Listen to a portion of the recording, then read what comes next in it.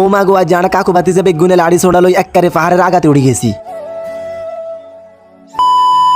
আসসালামু আলাইকুম ওয়া রাহমাতুল্লাহি ওয়া বারাকাতুহু। কে ভালো আছেন? আশা করি ভালো আছেন। তো আই তো আন্নে করে কইছি আনা পাহাড়ে যামু, তো আজ জানা পাহাড়ে যাবার লাই হদ দিছি।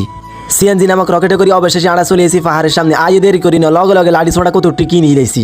ইয়ান দিয়ে আবার আঙ্গ বেগুনের টাঙ্কি খালি হয়ে গেছে। এলাই আনা টাঙ্কি হুরাই বেলায় আনলিমিটেড ভাত গোস্ত আর ডিমের অর্ডার দিয়ে দিছি।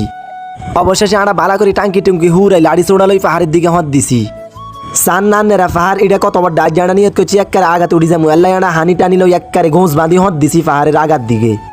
পাহাড় এটার মধ্যে ব্যাগ কিছু হয়েছে হিন্দু ধর্মের, আল্লাহ সাইডের দিকে শুধু মন্দির আর মন্দির।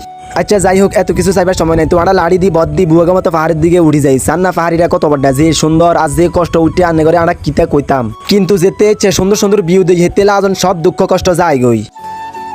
আচ্ছা যাই হোক, অবশেষে আন্নে লগে বকতে বকতে পাহাড়ের ওসে উঠে গেছি। পাহাড়ের ওসে বড্ডা বড্ডা মন্দির দুইটা আছে।